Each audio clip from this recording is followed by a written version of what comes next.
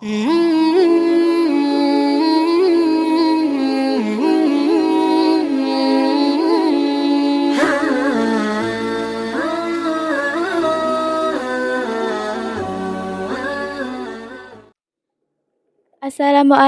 warahmatullahi wabarakatuh. Kisah Malaikat Jibril mencuci kemaluan. Mekah adalah sebuah kota yang gemerlap dengan tatanan sosial dan keagamaan yang kompleks. Menjadi saksi pertemuan dan penerimaan kenabian Nabi Muhammad. Dengan wahyu pertama yang ia terima di Gua Hiro, Nabi Muhammad mulai menyebarkan ajaran tauhid yang murni. Selanjutnya, beliau menemukan hikmah dan ketenangan dalam sholat, sebuah ibadah yang menjadi inti komunikasi antara hamba dan Tuhannya, yang didapatnya setelah melakukan perjalanan Isra Mi'raj ke langit. Namun, meskipun sholat telah menjadi bagian dari rutinitasnya, bahkan sebelum Isra Mi'raj, ada satu hal yang terasa kurang bagi Rasulullah. Beliau berpikir tentang bagaimana cara terbaik untuk mempersiapkan diri sebelum menghadap Allah, dan bagaimana cara memastikan bahwa dirinya berada dalam keadaan yang paling suci. Saat itu, Rasulullah seringkali menyempurnakan sholatnya dengan keadaan fisik yang bersih dan memakai pakaian terbaiknya. Namun di dalam hati kecilnya, beliau merasa bahwa ada suatu ritual pembersihan yang mendalam dan simbolik sebelum memulai ibadah sholat. Dalam keresahannya, beliau sering berdoa memohon petunjuk dari Allah tentang cara terbaik untuk mempersiapkan diri sebelum sholat. Dan seperti yang sering terjadi, ketika hati seorang hamba penuh dengan keikhlasan dan kerendahan hati, Allah selalu memberikan jawaban.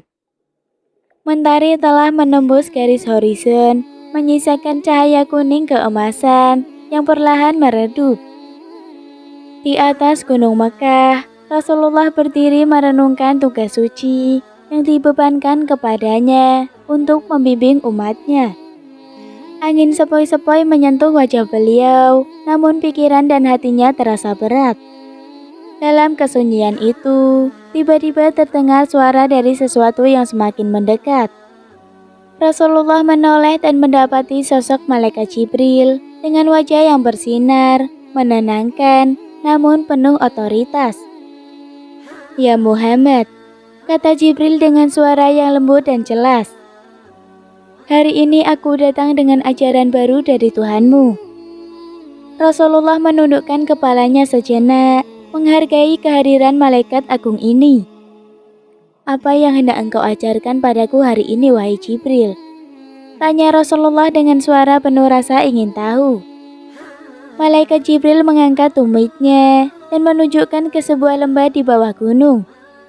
Dari titik itu, mata air tiba-tiba memancar dengan jernihnya, mengalir mengisi lembah tersebut. Rasulullah terpesona dengan pemandangan tersebut. "Inilah simbol kebersihan dan kesucian," kata Jibril sambil melangkah mendekati mata air tersebut. Dengan gerakan yang anggun, ia mulai berwudu, mengambil air dengan kedua tangannya dan membasuh mukanya. Rasulullah mengamati setiap detail, merasakan keharmonisan antara alam dan ritual yang dilakukan oleh Jibril. Namun, saat Jibril menyiram air ke kemaluannya, Rasulullah tampak sedikit terkejut. Malaikat Jibril menatap Rasulullah, memahami kebingungannya dan berkata, "Ini adalah simbol dari menjaga kehormatan dan kebersihan setiap bagian dari tubuhmu. Adalah amanah dari Tuhanmu dan harus dijaga dengan baik." Rasulullah mengangguk pelan, memahami hikmah di balik ajaran tersebut. Dengan penuh kehati-hatian, beliau mulai meniru setiap gerakan wudhu yang diajarkan Malaikat Jibril. "Terima kasih ya Jibril," bisik Rasulullah setelah menyelesaikan wudhunya. "Aku akan memastikan bahwa ajaran ini akan aku sampaikan kepada umatku." Aku yakin engkau akan melakukannya dengan baik, katanya sambil menghilang perlahan, meninggalkan Rasulullah dengan mata air yang terus mengalir, dan hati yang dipenuhi dengan rasa syukur dan keberkahan. Seiring dengan pergantian hari, matahari mulai tenggelam menyisakan langit berwarna jingga yang memerah. Rasulullah dengan langkah pasti menuju rumahnya. Beliau ingin segera membagikan ilmu yang baru saja diterima kepada Khadijah istrinya, yang selalu berada di sisinya. Sebagai pendamping Rasulullah, Khadijah selalu menanti dengan penuh kasih dan sabar setiap kali beliau pulang dari meditasinya. Hari ini ia dapat merasakan ada sesuatu yang berbeda dari aura suaminya. Apa yang membuatmu terlihat begitu semangat hari ini, suamiku? Tanya Khadijah dengan tatapan penuh kecintaan. Rasulullah tersenyum merasa diberkahi dengan istrinya yang begitu memahaminya. Aku diberikan ilmu baru, Khadijah, ilmu tentang kebersihan dan kesucian sebelum beribadah kepada Allah, jawab beliau. Khadijah dengan selalu haus akan ilmu mendekat penuh antusias. Rasulullah pun mulai menjelaskan dan mendokumentasikan cara berwudu yang diajarkan oleh malaikat Jibril. Khadijah dengan seksama mengikuti setiap gerakan dan penjelasan Rasulullah. Setiap bagian dari tubuh kita adalah amanah dari Allah.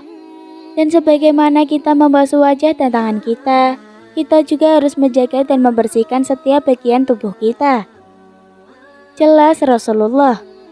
Khadijah mengangguk menyerap setiap kata yang disampaikan suaminya dengan penuh kehati-hatian. Ia pun mulai berwudu dengan panduan dari Rasulullah. Setelah keduanya berwudu, mereka pun memulai salat berjamaah, memohon petunjuk dan perlindungan dari Allah. Selesai sholat, Khadijah berkata, "Ajaran ini begitu indah ya Muhammad. Aku merasa lebih dekat dengan Allah setelah melakukannya." Rasulullah menggenggam tangan Khadijah, merasakan kehangatan dan kasih sayang di antara mereka. Ajaran ini adalah untuk kita semua, untuk seluruh umat manusia. Kita harus membagikannya, memastikan bahwa setiap orang mengetahui pentingnya kebersihan sebelum berkomunikasi dengan Allah. Dan disinilah perjalanan penyebaran ilmu wudhu dengan kasih dan dedikasi dari Rasulullah dan Khadijah. Mereka berdua memastikan bahwa setiap umat manusia mengetahui pentingnya menjaga kesucian fisik dan rohaniah sebelum berkomunikasi dengan Tuhannya. Mekah adalah kota yang penuh dengan beragam tradisi dan kepercayaan, kini menjadi saksi perubahan besar yang sedang terjadi. Berita tentang ajaran wudhu yang diajarkan Rasulullah mulai tersebar di kalangan masyarakat. Beberapa dari mereka menerima dengan hati terbuka. Namun tak sedikit yang merasa bingung dan ragu. Abu Bakar, sahabat dekat Rasulullah, menjadi salah satu orang pertama yang menerima ajaran tersebut dengan penuh keyakinan. Dengan semangatnya, ia pun membantu Rasulullah dalam menyebarkan ilmu tersebut. Dalam salah satu pertemuan di rumah Abu Bakar, banyak sahabat yang datang termasuk Umar bin Khattab yang saat itu belum memeluk Islam. Umar datang dengan rasa penasaran setelah mendengar banyak rumor mengenai ajaran baru tersebut. Kenapa kita harus membersihkan diri sedemikian rupa sebelum berkomunikasi dengan Tuhan? Bukankah Tuhan melihat hati kita, bukan dari fisik? Tanya Umar dengan nada yang penuh keraguan. Rasulullah menatap Umar dengan mata yang penuh kasih. Benar Umar, Allah memang melihat hati kita. Namun dengan membersihkan diri kita secara fisik, kita juga membersihkan hati kita. Itulah simbol dari kesucian dan ketaatan kita. Umar merenung sejenak, mencerna kata-kata Rasulullah. Sementara itu, Abu Bakar menambahkan, sebagaimana kita membersihkan rumah kita, sebelum kedatangan tamu terhormat. Kita juga membersihkan diri kita sebelum bertemu dengan Allah dalam sholat. Malam itu banyak sahabat yang memutuskan untuk mempraktikkan wudhu. Umar, meskipun awalnya ragu, mulai melihat hikmah di balik ajaran tersebut. Walaupun ia sebenarnya tertarik, namun memutuskan untuk belajar diam-diam.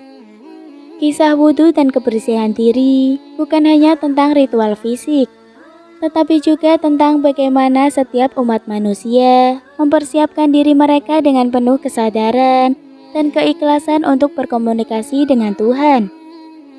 Dan Mekah, kota yang awalnya penuh dengan keraguan, mulai bertransformasi menjadi pusat penyebaran ilmu kebersihan dan keimanan.